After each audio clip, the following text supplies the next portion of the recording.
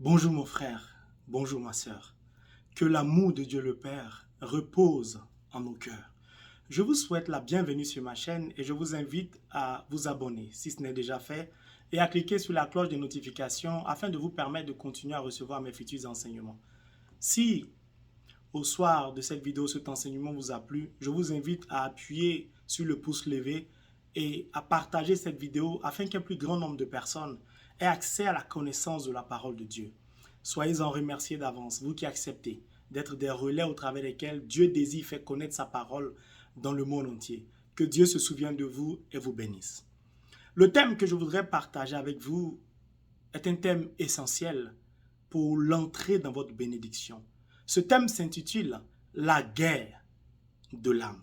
Et je voudrais que nous puissions parcourir le livre de 1 Pierre, chapitre 2, verset 11, qui dit, et je cite, « Je vous exhorte à vous abstenir des convoitises de la chair qui font la guerre de l'âme. » C'est quoi la guerre de l'âme? La guerre de l'âme est ce qu'on appelle le combat intérieur.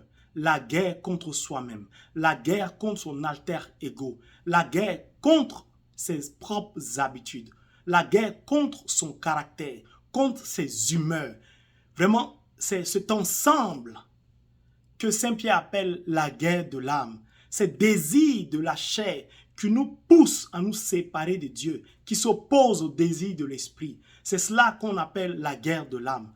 Il est important pour tout chrétien de mener ce combat et d'avoir la victoire dans ce combat. Car la guerre qui nous oppose contre nous-mêmes est l'un des facteurs essentiels de ce qui nous empêche d'obtenir le résultat de notre fruit. 50 à 70% du non-accomplissement des révélations de Dieu qui nous ont été données émanent de la perte de notre combat intérieur.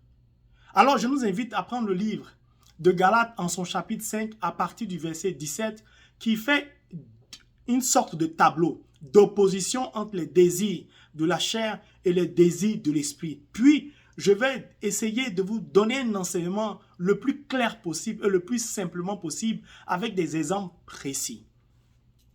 Alors, que nous dit le livre de Saint Paul, Galates, chapitre 5, verset 17 et suivant? Car l'être humain que nous sommes a des désirs contraires à ceux de l'esprit. Et l'esprit a des désirs contraires à ceux de l'être humain. Dès le départ, Saint Pierre et Saint Paul s'entendent sur le même combat. C'est-à-dire, les deux reconnaissent que les désirs de la chair et les désirs de l'esprit rentrent automatiquement en contradiction. Ils sont complètement opposés l'un à l'autre, de sorte que vous ne pouvez pas faire ce que vous voudriez. Mais l'esprit vous conduit, alors vous n'êtes plus soumis à la loi. C'est-à-dire, si l'Esprit Saint domine votre vie, si c'est l'Esprit Saint qui vous guide, c'est-à-dire si vous marchez sous l'impulsion de l'Esprit Saint, alors vous êtes vainqueur des désirs de la chair. L'opposé est la victoire des désirs de la chair sur l'esprit.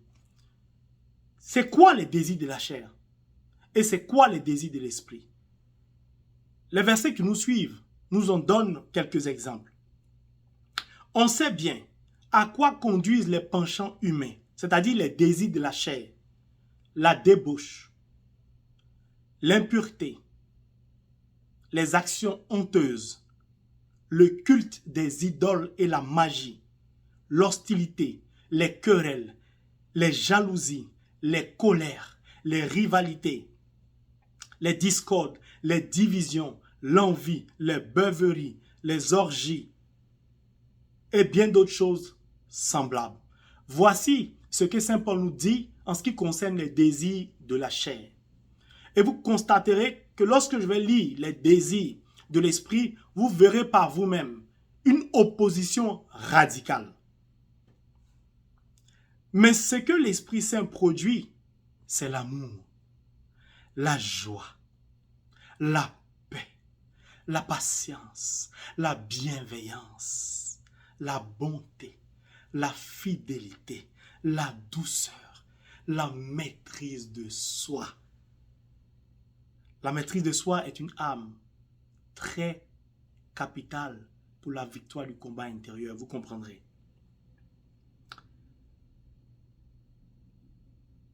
Ceux qui appartiennent à Jésus-Christ ont fait mourir sur la croix leur faiblesse humaine avec ses passions égoïstes et ses mauvais penchants.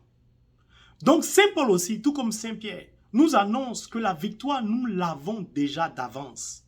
Si nous sommes chrétiens, si nous sommes faits baptisés. Car Jésus-Christ a déjà payé le prix à la croix. C'est ce que je vous ai dit tout à l'heure. Apocalypse chapitre 17, verset 14. Ils combattront l'agneau, mais l'agneau les vaincra avec lui, les appelés, les élus et les fidèles, c'est-à-dire les baptisés. La guerre, c'est quoi? C'est un affrontement entre deux personnes, entre deux pays. Si vous prenez l'exemple de l'Ukraine et de la Russie, ou entre plusieurs puissances entre elles, entre plusieurs pays, peu importe. Mais le minimum, il faut être deux pour être en guerre. La guerre nécessite des combats, nécessite des sacrifices, nécessite une organisation, nécessite un plan. La guerre aussi a des conséquences qui sont parfois désastreuses. Perte en vie humaine, c'est-à-dire la mort, des destructions massives, des handicaps, mais tragiques, des personnes handicapées à vie, des maisons détruites, des entreprises anéanties. Au soir d'une guerre, il y a toujours un vainqueur en général. Il y a toujours un vainqueur. Le vainqueur est celui qui, dorénavant, va dominer le vaincu. Quelle que soit la fin, même par le dialogue, il y aura toujours un vainqueur. Et c'est semblable, c'est pareil, c'est identique à la guerre de l'âme, à la guerre contre soi. Donc, pendant le déroulement de la guerre, il y a aussi des prisonniers de guerre. Des personnes sont capturées et emprisonnées. Tous ces effets collatéraux de la guerre subsistent aussi dans la vie spirituelle. Donc, je vais prendre des exemples clés de la chair, puis les opposer à l'esprit en donnant les conséquences et les sacrifices à faire. Et vous comprendrez ainsi mieux où je vais en venir. Mes frères et mes sœurs, je voudrais que nous puissions commencer par les désirs de la chair. L'addiction à la drogue est un désir de la chair qui finit par vous contrôler, qui finit par faire de vous un prisonnier de la drogue. Alors que le fruit de l'esprit est la liberté. Je dis bien la liberté comme nous le dit Saint Paul. La haine est un fruit, est un désir de la chair qui s'oppose au fruit de l'esprit qui est l'amour. Si tu es rempli de haine, tu ne peux pas prospérer. Tu ne peux pas entrer dans ta bénédiction. Parce que la haine n'est pas manifestée par l'esprit qui lui manifeste en opposition à la haine l'amour, qui te conduit à pardonner celui qui t'a blessé, celui qui t'a fait du mal, dont le mal t'a conduit à le haïr. Donc l'amour est un fruit de l'esprit qui te pousse à pardonner à celui qui t'a fait du mal. La colère est un désir de la chair qui rentre en opposition avec l'esprit. C'est qui est un esprit de patience et de douceur. Si vous prenez le livre de 1 Jacques, chapitre 19, le verset 20, vous comprendrez que quiconque est en colère n'accomplit pas la parole de Dieu. L'addiction à l'alcool rentre en opposition au fruit de l'esprit, qui est la sainteté du corps, qui est le temple de l'Esprit Saint, 1 Corinthiens chapitre 3. Notre corps est le temple de Dieu, l'Esprit Saint y habite. l'alcool, l'abus de l'alcool désorganise notre homme intérieur, nous empêche d'être équilibré, nous empêche d'être stable et donc de prier. Tu ne peux aimer boire l'alcool, en même temps aimer Dieu manifester les fruits de l'Esprit Saint. Les deux s'opposent. Le vol. Tu as commencé à voler et tu te rends compte que ce n'est pas bon. Les désirs de la chair, le diable te pousse à continuer à voler. Mais tu veux t'opposer au vol car voler est contraire à l'Esprit Saint, au fruit de l'Esprit Saint. Et donc tu veux essayer d'arrêter et tu n'y arrives pas. Tu n'y arrives pas. Cette guerre-là a lieu et tu dois obtenir la victoire. Comme l'addiction à la drogue, l'addiction à l'alcool, le vol en fait partie. Il y a des personnes qui sont malades, des kleptomanes. Il faut qu'ils volent, ils ont un besoin de voler. Toutes ces choses rentrent en contradiction avec les désirs de l'esprit que je vous ai lu, qui sont l'amour, qui sont la paix, qui sont la patience, qui sont la douceur, qui sont la maîtrise de soi. Être impoli ou parler mal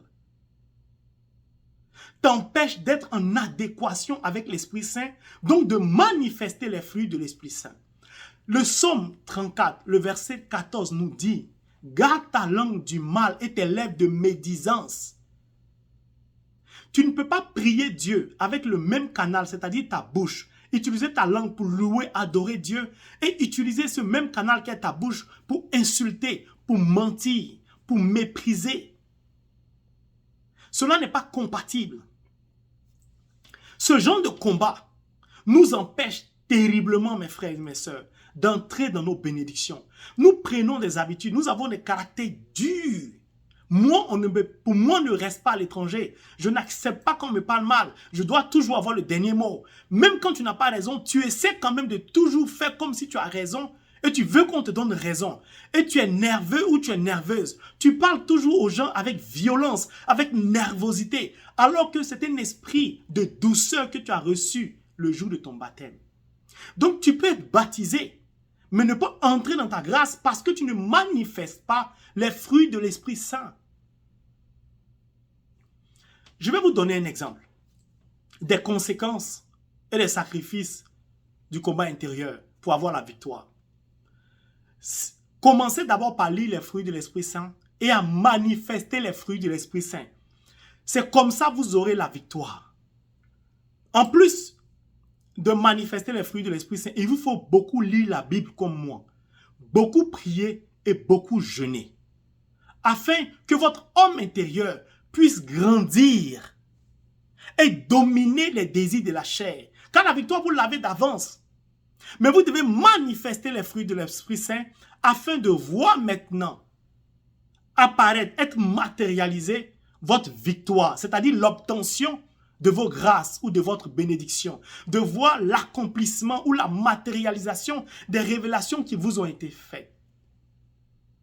C'est très important que vous compreniez car c'est un sujet vraiment essentiel et capital. Beaucoup de personnes pour qui je prie, à qui on a donné des révélations, qui viennent me voir, sont confrontées à l'inaccomplissement de ces révélations parce qu'elles n'ont pas mené le combat intérieur contre leurs propres habitudes, contre leur propre alter ego. Elles ne comprennent pas que c'est important, ça les empêche. Comme j'ai donné l'exemple, si tu parles mal à quelqu'un, Dieu ne peut pas te bénir dedans. Prenez l'exemple de quelqu'un. Il y a des gens qui sont blessés. Il y a des gens dont le cœur est rempli de haine et de colère parce que ces personnes ont vécu des situations où ont traversé des événements douloureux. Ce peut être la perte d'un parent, d'un enfant, d'une compagne, d'un compagnon, ainsi de suite, qui ont poussé ces personnes à la dépression. Ce peut être des enfants à qui on a dit « Toi, on ne t'a jamais désiré ». C'est fréquent ici en Europe. Pour ceux qui vivent en Europe ou en Amérique, ainsi de suite, c'est l'un des combats vraiment dont souffrent les Européens. Ils disent facilement à leurs enfants « On ne t'a pas désiré, on ne t'aime pas ». Ces enfants-là sont marqués à vie et cela produit de la haine, la colère en eux et engendre des actions, mais terribles. Il y a des meurtres, il y a des attentats un peu partout, il y a des viols, ainsi de suite, il y a des décapitations. Beaucoup de ces enfants sont blessés. Donc nous devons prier par exemple pour l'Europe. L'Europe a besoin de se convertir. Les Européens vont se convertir par la grâce de Dieu. Ils ont besoin de conversion. Mais nous, on va prier pour leur conversion. Fais une parenthèse fermée. Donc tu es une personne qui a de la haine dans ton cœur. Tu refuses de pardonner à celui qui t'a fait du mal. Tu refuses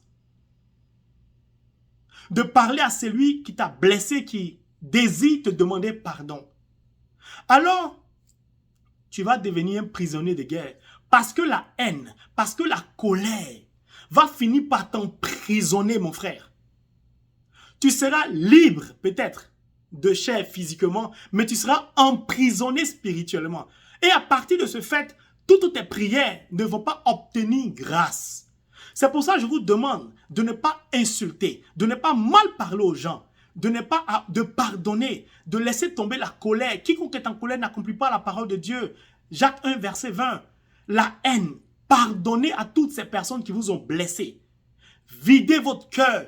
Laissez Dieu briser toutes ces chaînes. Par quoi? Par le fruit de l'Esprit Saint qui est l'amour. Pour sortir de l'addiction de la drogue. Ce ne sera pas par... Vous avez essayé, vous n'y arrivez pas. Vous n'y arriverez pas. Pourquoi? Parce qu'il y a longtemps vous voulez sortir, vous n'y arrivez pas. Les désirs de la chair, lorsqu'ils ont pris le pas sur votre vie, sont comme un marqueur. Alors, vous avez besoin d'aller dans un centre pour vous faire suivre. Ou vous avez besoin qu'on prie pour vous. Parce que ce genre de combat, ce n'est ni par la force, ni par la violence, mais bien par mon esprit. Tu ne peux pas gagner ce combat seul, mon frère. Si tu es addict à la drogue, si tu es addict à l'alcool et bien d'autres addictions au vol, tu es kleptomane, nous devons prier pour toi. Va voir le prêtre, va voir le pasteur, le berger ou la bergère. Les gens doivent prier pour toi, pour que tu sortes de cette addiction. Car cette addiction est une forme de prison. Tu es un prisonnier de guerre. Maintenant, les conséquences de la guerre. Il y a des pertes en vie humaine.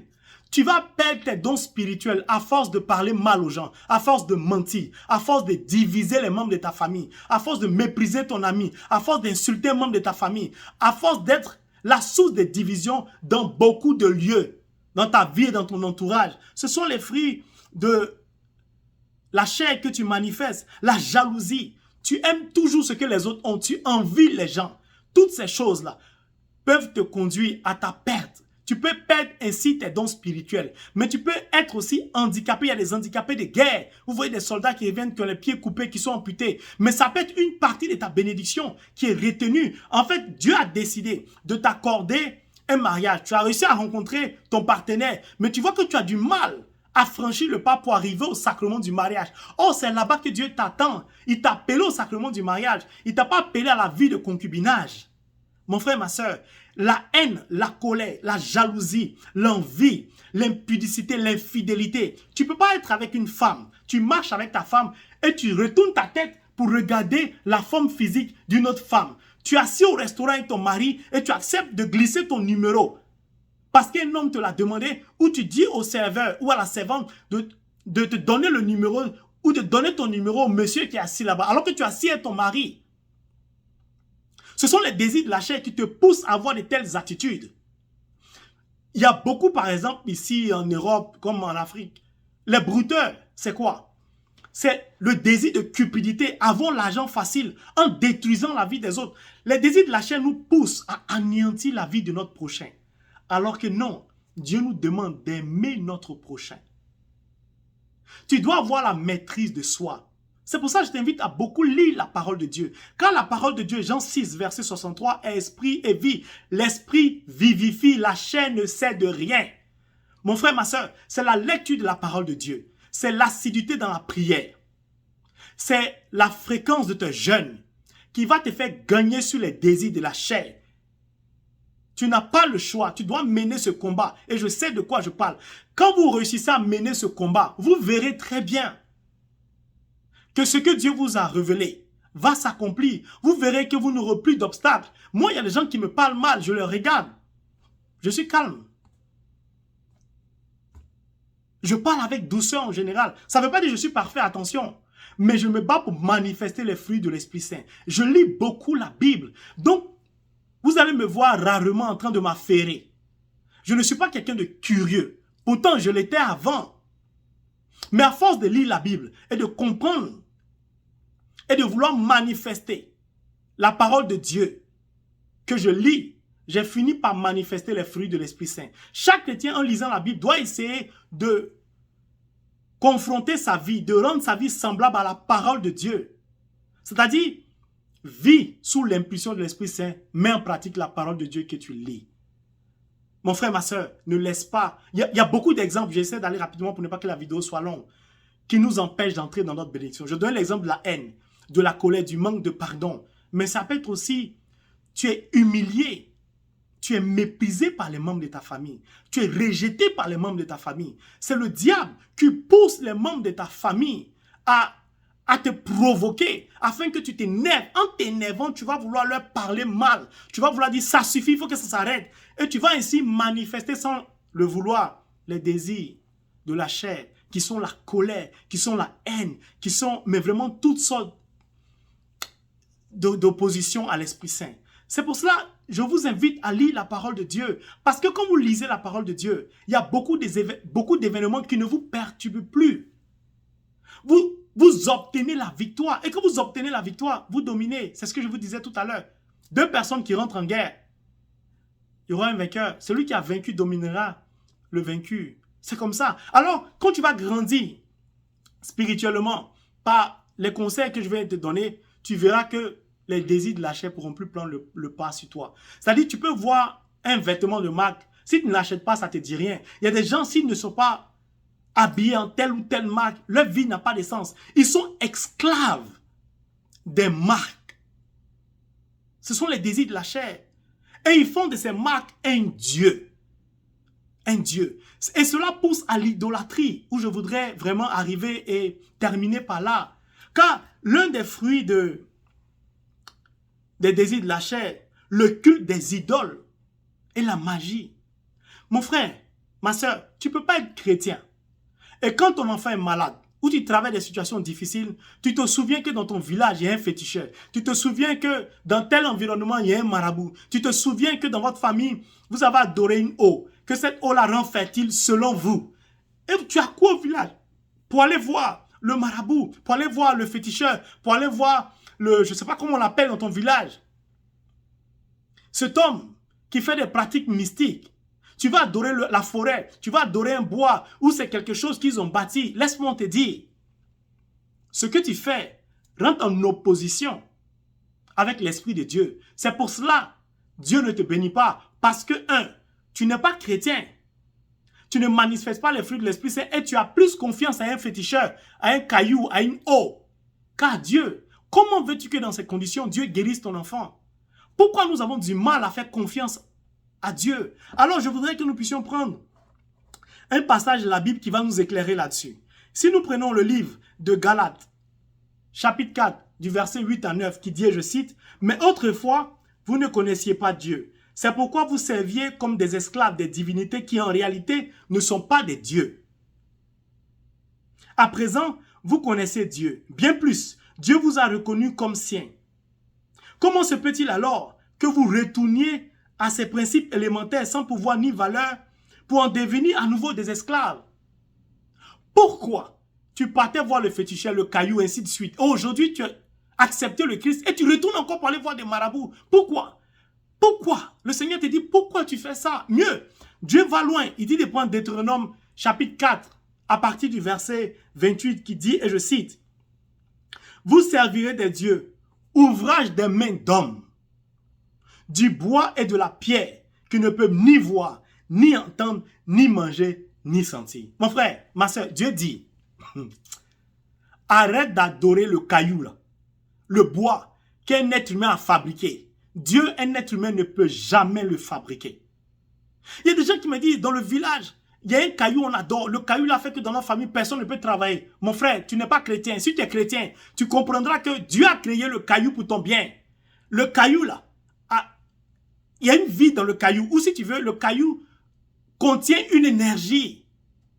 Tout ce que Dieu a créé est vivant, contient de l'énergie. Mais cette énergie-là peut être utilisée négativement ou positivement. Si toi, tu appelles des esprits mauvais en récitant des prières sur un caillou, un esprit mauvais va venir habiter dans ce caillou. Alors ce caillou ne pourra plus produire l'énergie positive dont il jouit de par la création à l'origine quand Dieu l'a créé.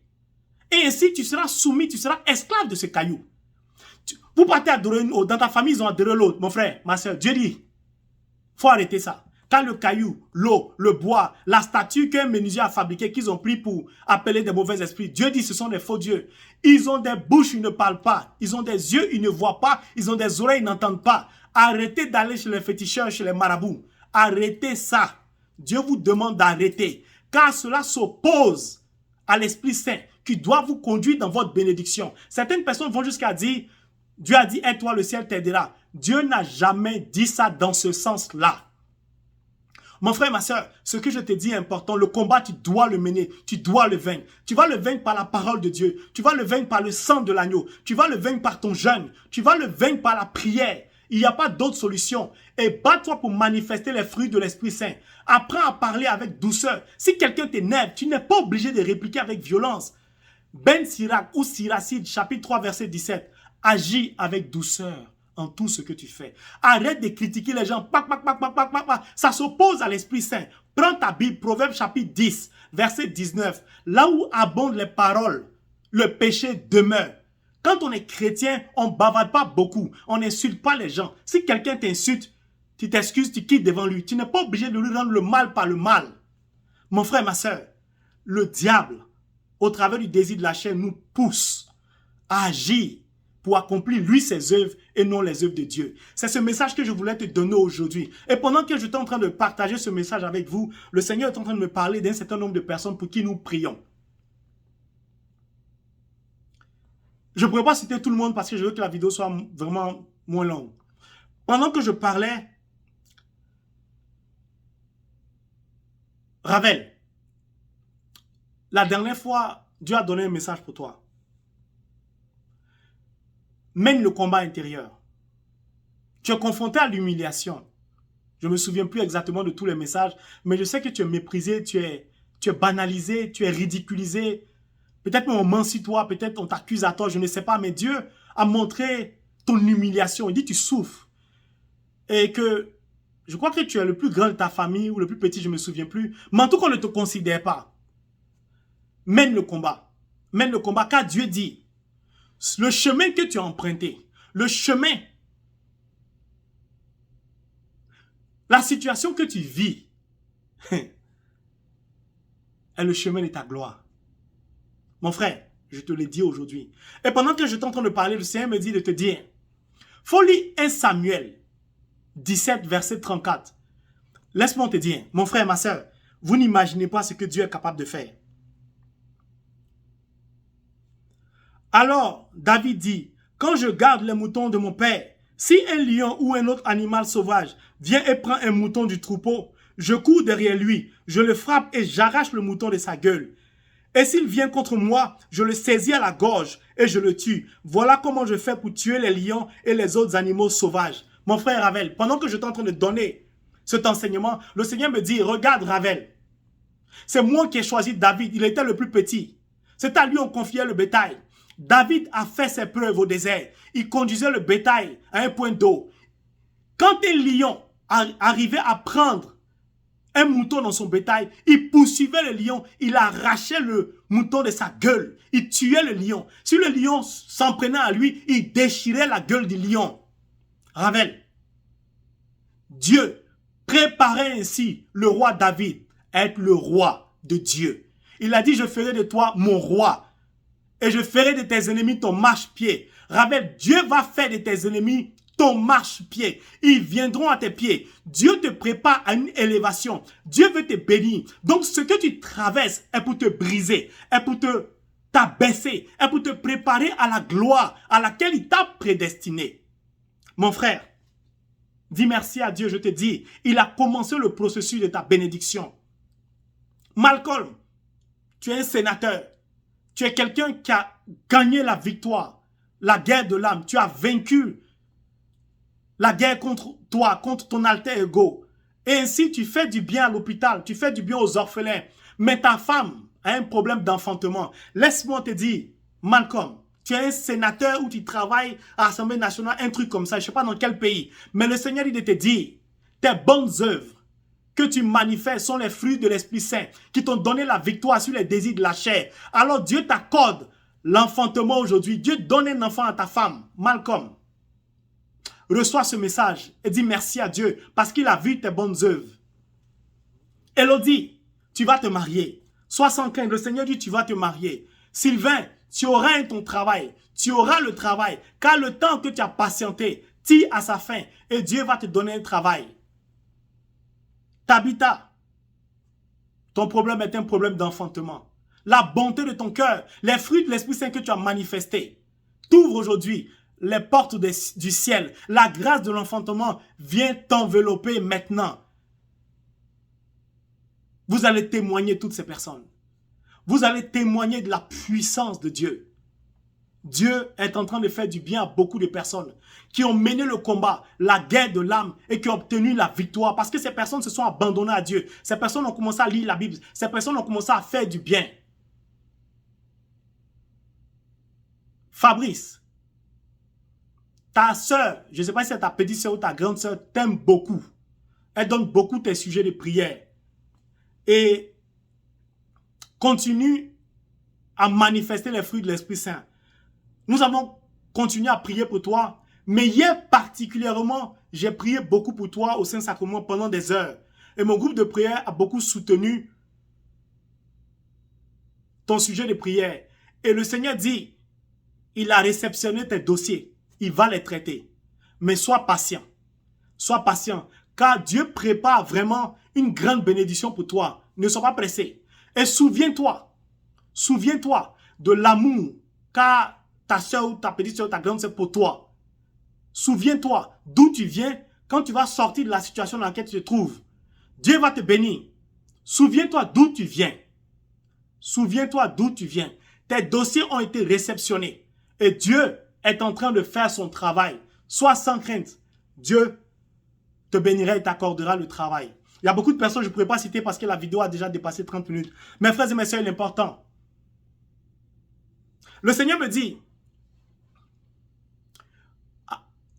en Martinique, île de la Réunion, à la Guadeloupe ou en Guadeloupe, les dom-toms, les territoires d'outre-mer, il y a beaucoup d'idolâtrie là-bas. Beaucoup de personnes sont victimes de l'idolâtrie et de l'addiction à la drogue. Le Seigneur vous demande de renoncer à ces pratiques. Que la conséquence de l'idolâtrie est en train de détruire vos vies, vos familles. C'est pour ça que certains de vos enfants sont perdus, sont plongés dans l'addiction. Certaines personnes n'arrivent plus à avoir des enfants. Dieu vous demande de sortir de l'idolâtrie, je vous en supplie. La Guadeloupe, la Martinique, île de la Réunion. Il y a beaucoup, le Seigneur me dit, il y a beaucoup de faux dieux en bois, des dieux bizarres que vous adorez. Le Seigneur vous demande de renoncer parce que ce sont des pratiques qui ne datent pas d'aujourd'hui, qui ont été faites dans votre famille depuis certaines générations. Et pour d'aucuns, ils sont baptisés, ils sont sortis de là, mais les conséquences de ces actes agissent sur eux. Le Seigneur vous demande d'aller voir un prêtre, d'aller voir un pasteur pour qu'on prie pour vous. Certaines personnes se sentent obligées de continuer à suivre les membres de leur famille. Pourtant, elles sont chrétiennes. Elles vont à l'église. Je vous demande pardon. Cette vidéo, par la grâce de Dieu, s'il a révélé, va parvenir jusqu'à vous, à l'île de la Réunion, Martinique, Guadeloupe. Dieu vous demande de renoncer. Il y a trop de pratiques mystiques là-bas. Trop de pratiques mystiques. Des faux dieux. Il y a trop de faux dieux. Le Seigneur vous demande de renoncer à cela. Il y a certaines familles, pendant que je lisais le verset, Dieu fait en bois, le Seigneur me dit, il y a certaines familles où on adore le bois, où ils adorent l'eau. Que ce n'est pas le bois ou l'eau qui sont vos problèmes. C'est parce que vous croyez en ce qu'ils ont fait. Puisque vous ne marchez pas conformément à la parole de Dieu. C'est pour ça, les pratiques mystiques impactent vos vies. Sinon, le caillou ne peut rien vous faire. Sortez de ces pratiques. Arrêtez l'adoration de cette eau. Je ne sais pas comment on l'appelle. Mais Dieu dit de vous dire, c'est lui qui a créé l'eau. Une eau ne peut pas faire du mal à quelqu'un. Sauf si vous avez tissé un pacte avec cette eau. Vous avez appelé des faux dieux, des faux esprits. Sachez que ce que vous semez, c'est ce que vous allez récolter. Il y a beaucoup de messages, mais je voudrais m'arrêter là. Mes frères et mes sœurs, c'était le message que je voulais partager avec vous. Sortez de la haine, sortez de la colère. Le Seigneur est en train de me parler encore. Mon frère, pourquoi tu mènes ce combat entre toi et toi-même? Pourquoi tu veux marier cette fille et tu hésites? Pourquoi tu te poses tant de questions? Le diable te pousse à manifester les désirs de la chair parce que tu veux continuer à baigner dans l'impudicité, dans l'infidélité. Alors tu te dis, si je me marie, je serai en prison. Laisse-moi te dire, mon frère, le Seigneur te dit d'arrêter l'impudicité, d'arrêter l'infidélité. Marie la personne qui t'a donné. Arrête de te poser 1001 questions. Je t'en supplie, mon frère. Marie cette femme, car cette femme est une source de bénédiction pour toi. Mais tu retardes ta propre grâce. En empêchant cette femme de parvenir au sacrement du mariage, tu te bloques toi-même, mon frère. Ah, il y a beaucoup de messages qui viennent, mes frères et mes sœurs. Je voudrais terminer par là. Que Dieu vous bénisse.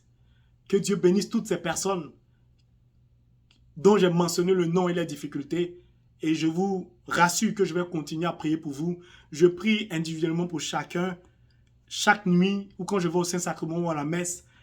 Je ne peux pas donner tout le temps des messages parce que la vidéo sera très longue. Soyez-en remerciés. Si vous avez des sujets, il y a l'email. Vous pouvez envoyer les emails. Si vous avez obtenu grâce, vous pouvez aussi donner votre témoignage pour que je partage parce qu'il y a des témoignages qui viennent, mais je garde ça pour la prière des malades. Que Dieu vous bénisse, que l'Esprit de Dieu soit sur vous et avec vous. Amen. Si cette vidéo vous a plu, cet enseignement vous a plu, je vous invite vraiment à vous abonner, à souscrire, surtout à partager cette vidéo afin qu'un plus grand nombre de personnes aient accès à la connaissance de la parole de Dieu. Ce que je désire du plus profond de mon cœur, c'est qu'un grand nombre de personnes soient bénies et entrent dans les bénédictions. Car les chrétiens ont besoin d'être des exemples. Les gens pensent que Dieu n'enrichit pas, Dieu ne bénit pas si Dieu le fait. Et nous avons besoin des témoignages. Que Dieu vous bénisse. Amen.